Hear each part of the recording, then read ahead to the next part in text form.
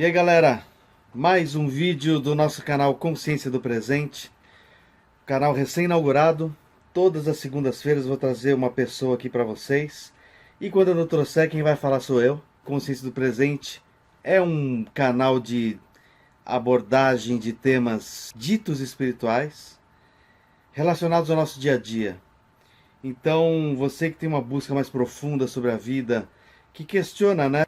Você que diz aquela velha máxima diária, quem sou eu, por que estou aqui, para onde vou, você está no canal errado, porque eu não vou te dar nenhuma resposta. Eu vou te instigar a fazer mais perguntas.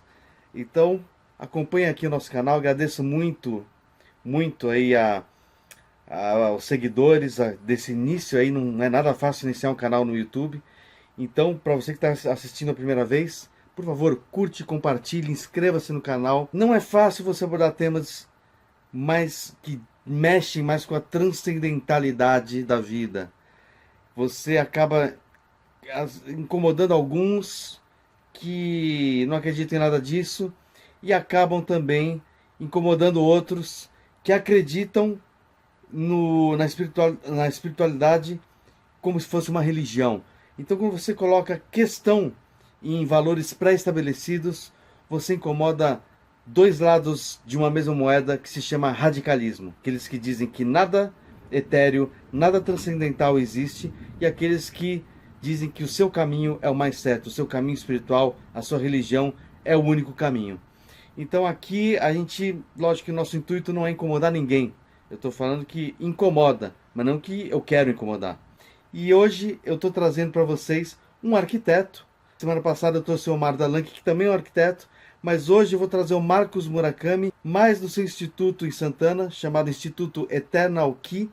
Ele resolveu trazer um pouquinho dos estudos orientais, particularmente associados ao Feng Shui, aspectos da sabedoria oriental, para o nosso dia a dia. O Marcos Murakami me cedeu uma entrevista, não para falar especificamente de Feng Shui e nem desses estudos, mas de outros estudos que ele também aborda no instituto dele, através de cursos. Certo? Hoje, na entrevista, vamos falar sobre ufologia e como a ufologia é encarada na atualidade e por que de alguns aspectos, às vezes repulsivos a esse tema e às vezes devocionais, fazem parte da nossa sociedade como enquanto visão. Então, curtam essa parte 1 do vídeo, que é a parte sobre ufologia, e a parte 2 que eu vou divulgar semana que vem, a gente vai falar um pouco dessa visão mais comportamental do ser humano. Então é isso. Curtam, compartilhem e se inscrevam no canal. Muito obrigado. E eu sempre quis falar isso, gente. Roda a vinheta.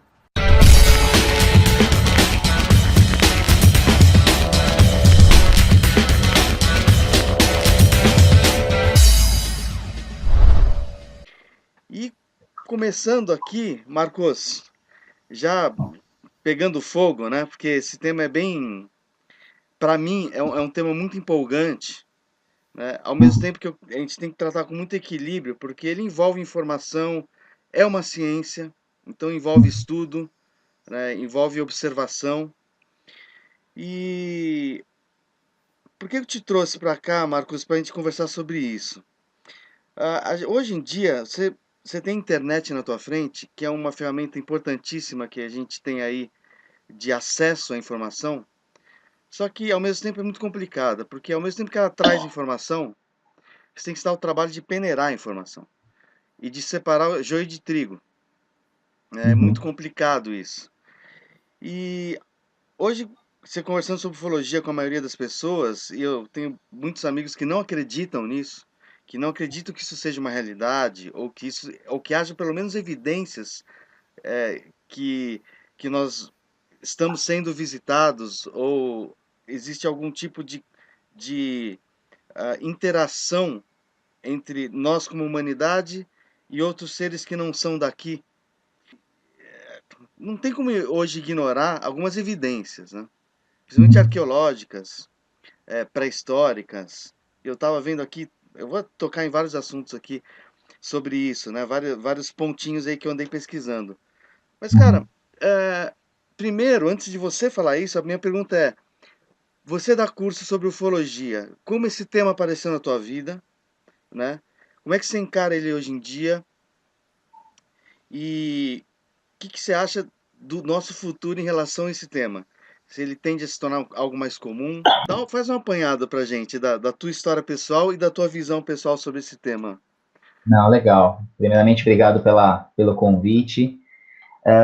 Olha, realmente, eu acho que a pesquisa, podemos dizer assim, ufológica, né, para mim, vem desde criança, assim, direta ou indiretamente.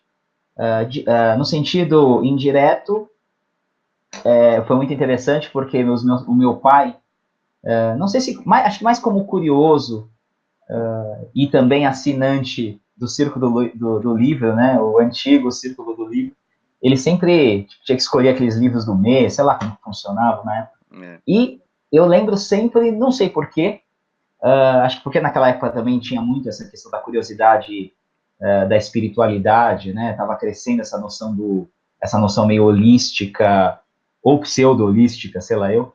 E você tinha uma linha do Círculo do Livros, pelo que eu lembro, você tinha um livro mais místico, espiritualista, que seja.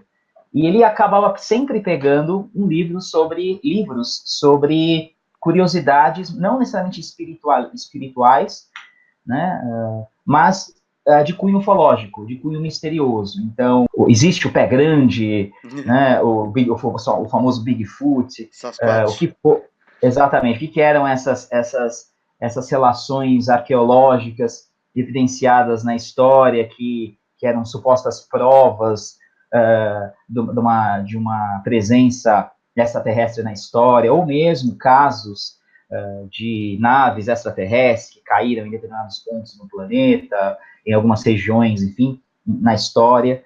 E tudo isso, para mim, foi sempre muito instigante. Mas também meu pai não, eu perguntava também, meu pai não falava nada, né? Então eu percebi que era mais uma curiosidade dele que ele deixava para a gente e que a gente acabou abarcando essa referência. Isso foi crescendo até o ponto, isso também é uma outra, faz parte das curiosidades, até o ponto de num determinado, se não me engano, eu estava no segundo colegial, eu lembro, eu acho que era mais ou menos isso, eu não lembro se era primeiro ou segundo colegial, as famosas feiras de ciências, né? E todo mundo discutindo que tipo de de trabalho a gente ia fazer para a Feira de Ciências. Obviamente, a gente fazia Feira de Ciências não porque gostava, mas porque aí você ganhava ponto ou não precisava fazer determinada matéria chata, né? Então a gente acabava Uhum. fazendo pela relação pragmática. Né? E sempre tinham né, os tópicos clássicos e as possibilidades de estudo clássico de apresentação na Feira de Ciências, né? É. Todas elas muito, muito similares de todos os anos, assim. Você tinha a bola elétrica, né, É.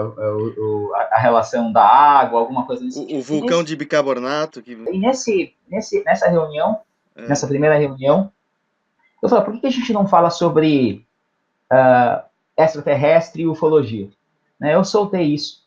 E eu falei, no primeiro momento tem gente que gostou, tem gente que não gostou, achou bobeira. E, no fim das contas, a gente levou essa proposta para os professores, para o professor ou professora, não lembro. Hum. E ela fala, faz, vocês acham interessante, faz. Até foi uma surpresa, porque não é uma coisa totalmente off, né? Assim, se não me engano, nas semanas que a gente estava discutindo isso, acho que era o Globo Repórter, na Uhum. época, uh, sobre ufologia. Caiu assim, falei, pô, né? E quem falou na época sobre uma entrevista, numa parte do Globo Repórter, foi né, o saudoso Claudir Covo, né? O Uhum. Claudir Covo, ele era falando, né? Mostrando os filmes, enfim. E por que a gente não procura esse cara? A gente não sabia por onde começar. Então nós fomos pesquisar, a cada um pesquisou um pouco, estuda, vê, se encontra com pessoas que a gente possa entrevistar. Uhum. E, no fim das contas, entrevistamos 3 pessoas. né? E foi uma entrevista mesmo, pesquisando, não sei como também a gente conseguiu chegar nesses caras, moleque, né? E um morava do lado do Mackenzie, depois, né? Isso antes de eu estudar no Mackenzie, né? Nós entrevistamos ele a respeito, ele é bastante empolgado na ufologia, e ele nos forneceu toda a parte da pesquisa dele, de fotografias, de slide, e a gente usou os slides dele para apresentar o material mais denso, né, com mais fundamentação, entre aspas, para essa área de ciências. O outro foi uma entrevista, também acho que foi de um outro colega que conhecia um outro, e assim, fomos até a casa dele e fizemos uma entrevista de quase 2 horas. E mais engraçado, relembrando disso, é que no dia que nós fomos lá, era uma reunião de contatistas. Então tinha uns dois ou três contatistas junto com ele. Então, eles se chamavam, pelo que eu lembro, de contatistas, mas eram contatados. Pelo que eu lembro, você tinha uma certa diferenciação nos termos deles, mas eram contatados. Mas não, por que eu falo acontecido não contatados? Porque não eram os contatados do ponto de vista supostamente, pelo que eu lembro, pacífico, né? Então fazia-se uma certa diferenciação, porque eu lembro que as perguntas que a gente falou a respeito disso, ele falou esse lado um pouco trágico da experiência ufológica que ele tinha passado. E aí, na decorrência da entrevista, a mãe dele veio trazer um refrigerante, um chá, sei lá, e ficou e contou um caso dela na história, como é que foi a abdução que ela teve, e essa abdução não foi uma abdução bacana, ela pelo que eu lembro, ela é traumatizada até hoje, Sim. até aquela época, ela falava disso bastante, e ficou essa referência, eu lembro que foi uma entrevista bem forte, nossa, foi bem surpreendente. E a terceira foi com o Cláudio Corvo, né, e nos forneceu uma cópia de um dos materiais de pesquisa dele em vídeo, né? E nós apresentamos esse material na Feira de Ciências. A gente convidou os três, o Cláudio Corvo não foi, mas os dois que nós entrevistamos anteriormente foram na Feira de Ciências e deram uma palestra sobre ufologia. Um de uma forma mais leve, o primeiro que era mais, assim, dizendo assim, o lado bacana e favorável da pesquisa ufológica, e o outro, que é o segundo, mais traumatizante da pesquisa ufológica, incluindo aí, nesse caso, a questão dos governos, né? De controle, da informação, etc. E para nós, foi mais do que de uma coisa de passar de ano ou ganhar créditos e pontos, foi uma surpresa e que trouxe para nós, pelo menos para mim, a experiência, uma referência muito bacana do que talvez fosse essa pesquisa ufológica. Fora algumas experiências muito particulares na infância, aí envolvendo mais a questão de espiritualidade e experimentação fora do corpo, que depois eu fiquei sabendo que eram possivelmente projeções ou da consciência, né, ou experimentações com grupos que eu acredito ser de extraterrestre. É interessante porque hoje em dia eu estou dividindo a humanidade em 3 grupos. As pessoas que se interessam, as pessoas que não se interessam e as que têm medo de se interessar. Fora as que estão dormindo. As que estão dormindo eu chamo de zumbis, que são aquelas que nem pensam em se interessar porque elas estão dormindo. Focando nas pessoas que se interessam, tem aquelas que só questionam, mas não vão atrás. Tem aquelas que questionam e estudam. E aquelas que questionam, estudam e praticam. Lógico, a pessoa vai trabalhar, tem o seu ganha-pão, mas se aprofunda no estudo e traz aquilo como parte da sua realidade, de alguma forma. E hoje, a ufologia para você, tirando o fenômeno ufológico, que é bom, acho que explicar para a galera que você tem o fenômeno da ufologia, que é o avistamento de objetos voadores não identificados, e a ufologia enquanto realmente um objeto de estudo mais aprofundado que envolve aí outros temas. Hoje ela engloba outros temas, não só avistamentos, né? Como é que você encara hoje, Marcos, a tua trajetória até aqui, a ufologia hoje em dia, para você? Particularmente para mim, Eu acho que a ufologia, ele é uma das linhas de pesquisa que eu acho que uma das linhas de pesquisa que eu mais acho relevante, e continua sendo modificadora da minha vida. Não do ponto de vista tanto de avistamento, ou no sentido comprobatório da palavra, mas no sentido de autoconhecimento, reflexão, questionamento, e também, claro, modificação de alguns referenciais de mundo que indiretamente ou diretamente me modificarem e continuam me modificando. Uma das coisas que eu acho que é mais complicada quando a gente estuda ou pesquisa a ufologia sobre os seus mais variados vieses, incluindo a questão fenomenológica, né, no ponto de vista de avistamento, mas é interessante falar que uma das coisas que confunde muito o público é uma confusão de terminologias. E essa confusão de terminologias acaba, muitas vezes, distorcendo ou equivocando algumas informações. Né? A gente, às vezes, lê na internet, você falou tanto dessa questão da internet, né, de informações. Aí você vê essas referências, aquelas chamadas do tipo, a prova definitiva da presença extraterrestre. Sim.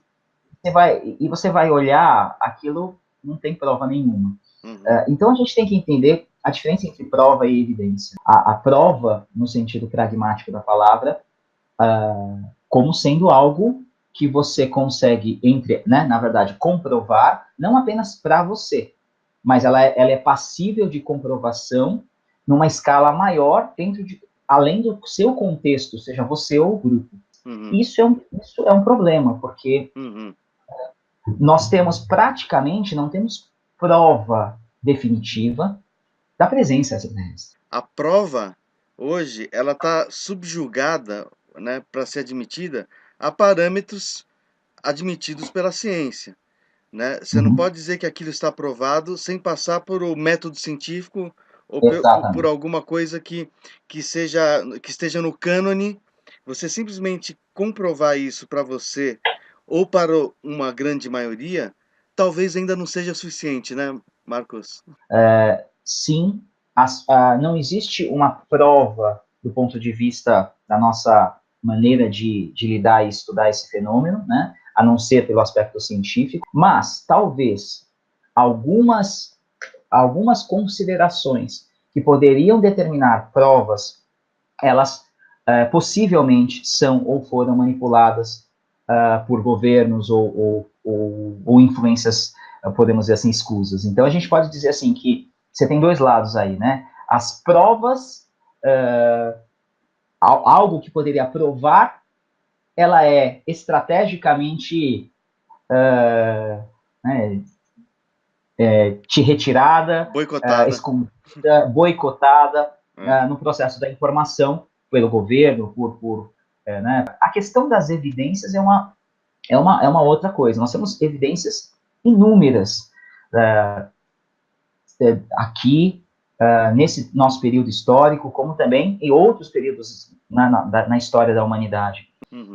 Mas essa é a questão. Como a evidência ela não é necessariamente, não tem a ver com esse âmbito, no sentido, né, ipsis literis, da ciência, né, comprobatória, a evidência ela está mais baseada em um nicho específico de estudo, né? Seja para mim pode ser uma evidência, pode ser que exista realmente a presença, e eu tenho evidências por XY maneiras, por uma foto que eu tirei, por uma experiência que eu tive, XYZ, que para mim dão uma referência da existência, mas a evidência ela está muito baseada num nicho específico, né? Num nicho meu ou de um grupo em que eu participo, mas elas não são provas, elas são evidências. Então essa diferença entre prova e evidência é importante, porque o que nós temos é inúmeras evidências né, nessa temática tão complexa que é a ufologia, mas provas definitivas, categóricas, se há, elas foram, me parece, que despertam o interesse de forças que não querem necessariamente que isso apareça, porque Sim, vai mudar o status quo. Eu acho que nesse aspecto da pesquisa ufológica, né, no sentido pragmático da palavra, fenomenológico, a uhum, gente tenta trabalhar com algumas evidências sim, e, a partir disso, nós temos uma coisa que você realmente fez parte da sua pergunta, que é essa questão de que eu chamo de um caminho mais consciencial, ou mais intuitivo, que seja, ou mais espiritualista, como alguns chamam, que é como é que você pode, a partir dessas evidências, fazer uma pesquisa em que você pode, através da tua natureza ou da sua busca pessoal, buscar informação. Não informação que seja apenas, que parta da evidência para uma outra coisa, né? E não apenas uma relação de evidência pela evidência, porque a evidência pela evidência você tem várias na história. A questão é o que você faz com essas evidências, né? E aí eu entro com essa relação que me parece que tem muito a ver com esse trabalho de nem ser, não quero ser tão esotérico nesse ponto, mas com um certo trabalho de comunicação sensível, né, que aí entra esse aspecto da sensibilização, essa sensibilização não no sentido emocional da palavra, mas no sentido mais amplo da palavra, que uhum, inclui canais que alguns chamam de espirituais, ou telepatia, ou inspirações, uhum, e claro que essas relações a gente está tateando no universo subjetivo e ele é sim, perigoso, né, mas também com muito pé no chão, dentro do possível, você consegue, eu acho que, tatear de uma forma bem coerente, sempre fazendo essa ponte entre esse lado das evidências, do que você percebe como coerência, do que você sente como percepção, e aí você monta um pouco da tua história, né? Ou da uhum, história do grupo que você pesquisa, que você atua. Então, eu acho que eu diria que um caminho atual da ufologia ele é um caminho integrativo dessas duas possibilidades, de você trabalhar com evidências, sim, algumas até razoavelmente concretas, e também com esse lado, de uma certa maneira, do que essas evidências podem trazer para você enquanto caminho pessoal, se essa for a jornada. e porque é interessante, eu, hoje em dia as pessoas estão muito na negação, né? Hoje é mais confortável você se apoiar naquilo que você conhece, né? Aquilo que te dá uma segurança de confirmar suas crenças pessoais, do que você suspender essas crenças para dar o primeiro passo em direção ao desconhecido. As pessoas estão Aham, mais apegadas, talvez por essas evidências estarem mais gritantes pelo desenvolvimento tecnológico da humanidade em relação à comunicação. É tão fácil se acessar a informação e, ao mesmo tempo que é tão fácil, isso tem provocado as pessoas a segurarem cada vez mais as suas crenças. Você se lembra daquela lesminha que você joga o sal, né? Ela dá aquela uhum, uhum, encolhida. As pessoas estão assim, elas viram uma lesminha que encolhe com informação nova. Falando em evidência, eu vou até mostrar umas imagens aqui. No deserto da Califórnia, acho que em Olancha, região da Califórnia, foi descoberta uma vela de ignição, uhum, né? Esse é um exemplo clássico aí de quem estuda arqueufologia, né?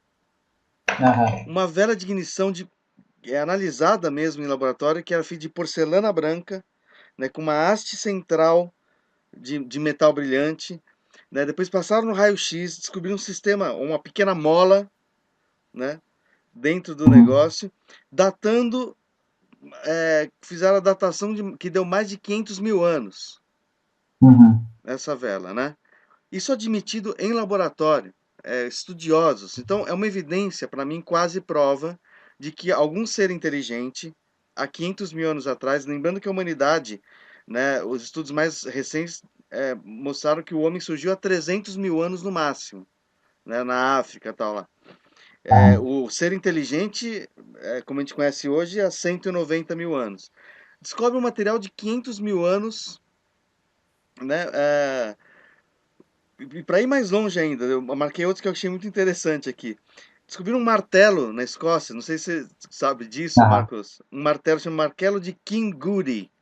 é o nome da cidade, de 400 milhões de anos, datado. É um martelo, né? Ele também é analisado, isso aqui foi feito mesmo, uma ferramenta manufaturada, né, de 400 milhões de anos atrás. Cara, existe uma coisa muito estranha, porque quando descobrem uma, uma, uma ossada de um dinossauro, né? Isso cara, é muito mais difícil, né? Porque é um material orgânico lá que de um ser vivo que mas pô, descobrem uma ossada de um dinossauro, os caras na hora botam no livrinho lá de descobertas arqueológicas como não como evidência, como prova de que o Tiranossauro Rex andou naquele terreno há não sei quantos milhões de anos atrás, tal. Quando descobrem um martelo e uma vela de ignição comprovada em laboratório, existe acho que aí vem o lance do pavor, né? Do medo de se interessar, né? Não tratam da mesma forma ou diferenciam a descoberta de alguma forma como curiosidade arqueológica ou como já vi catalogado lá como Inconclusivo, né? Algo inconclusivo. inconclusivo. Essa forma da ciência agir hoje, a seu ver, Marcos, você acha que, não querendo macular a ciência, porque a ciência é uma ferramenta do conhecimento humano, mas a ciência cartesiana ou a ciência admitida, né, aí sim, você acha que ela passa por grupos de controle mesmo, em todas as suas ramificações? Por que acontece isso? Por que você acha que acontece isso? E quando isso vai acabar? Porque a gente não aguenta mais. Né? Foi quase uma pergunta, uma pergunta testemunho, né? É quase um testemunho. Exatamente. Indignado, a pergunta indignada. Realmente, assim, eu acho que a gente tem que analisar os dois lados aí da história, né? Um lado é o lado, como você falou, das pessoas que têm a crença na negação. É uma negação sem qualquer tipo de reflexão possível da dúvida, né? Então, é um reforço da certeza da não existência, qualquer que seja, mas no nosso caso de análise aqui, a questão da extraterrestre, da ufologia, tem muito a ver com o aspecto do próprio ser humano na história, né? De como ele, quase como ele, talvez a maneira de ele lidar com as incertezas estruturais do mundo, dos modelos de pensamento. Então, hoje a gente acaba sendo o resultado de todos esses pacotes de receio, medo e temor, né? E preservação da espécie, um pouco tem a ver também com essa questão nossa instintiva, né? Uma coisa que eu acho mais engraçada é que o que parece hoje em dia é que, como você falou, né, a coisa está cada vez mais forte enquanto informação, e também a gente está sentindo que a coisa está, entre aspas, pegando, né? Então, uma coisa que fica engraçada é a gente entende que realmente mudar é muito difícil. Mas talvez a gente esteja sentindo também, atualmente, que não mudar é realmente hoje você dificultar o seu processo até mesmo de sobrevivência. Não é nem de vida ética, é de sobrevivência. Porque depois está pegando tanto, a gente acaba não tendo mais muito aparato, a não ser as crenças absolutas e repetidas pelo hábito, que a gente nem mais acredita nelas, né? A gente só berra aos quatro, né? Aos quatro cantos e aos ventos essa coisa que talvez intimamente a gente tenha dúvida. Eu prefiro me negar do que me abrir para a possibilidade de alguma coisa diferente, porque isso vai tirar minha zona de conforto. Né? Na sua macro escala, né, talvez os governos ou quem manda, como também a gente, que acaba sendo o fruto, direto ou indiretamente, dessas de crenças ou de processos de educação, etc, etc. Agora, temos um outro lado, que eu acho que atualmente é bom a gente citar, que eu acho que eu sempre gosto de separar em três tipos, né? Vou imaginar a pessoa, a partir de agora, a pessoa que acredita na presença extraterrestre, né? Que acha que existe sim, que isso é uma verdade particular e deveria ser uma verdade coletiva, né? Eu diria que passa no mesmo período que a gente falou, só que no polo inverso, que é o devocional ou detratário, né? Que são coisas diferentes, mas ele é aquele que acredita e tem uma devoção pelo tipo de relação que ele busca, ou estudo que ele busca, ou a crença que ele tem no sentido ufológico da palavra. Ou seja, é a pessoa que acaba, de uma certa maneira, ou reforçando uma crença religiosa sobre um viés ufológico, né? Então você não tem, você substitui os santos por extraterrestres, né? São salvacionistas, né? Os salvacionistas. O outro podemos dizer assim, no sentido detratório da palavra. Eles existem, eu sei que eles existem, eu entendo a influência deles, e eles são do mal. E o mais engraçado é que essa coisa meio distorcida nossa, né, do racismo, para também com o extraterrestre, né? Até mesmo nisso a gente né, projeta a nossa imagem e nosso comportamento, né? A gente costuma falar mal desses caras cinzas, pequenos, com os olhos grandes e negros, pretos, que colocam chips e fazem controle da mente né, com algumas pessoas. Já a gente consegue aceitar aqueles que são mais altos, nórdicos, cabelos bonitos, loiros, né? Aqueles sim, aqueles são do bem, e os outros aqui, os cinzas, são do mal. Quer dizer, geralmente a gente lê ou escuta bastante esse tipo de argumento. Eu acho que eu me alinho mais com esse lado existencial da relação. Que tipo de relação a gente poderia ter do ponto de vista extraterrestre? Eu diria no sentido existencial, e também a gente não pode ter um pouco imperativa, conotativa. O que eu quero dizer com isso? Que, de repente, o tipo de contato extraterrestre também tem uma relação envolvendo a nossa história, a nossa possibilidade de um futuro, não no sentido utópico da palavra, mas no sentido de possibilidade, e essa possibilidade também tem a ver com as nossas escolhas e a nossa ética cósmica, ou cosmoética, como algumas pessoas falam, e que essa cosmoética não é transcendente ou transcendental do ponto de vista místico, mas sim na Terra, no aqui e agora, né, no aspecto imanente das escolhas, né, das possibilidades. E aí entra esse aspecto desse tipo de relação que eu me alinho mais, que é uma relação mais existencial, mais inspirativa qualitativa. Existencial do ponto de vista de que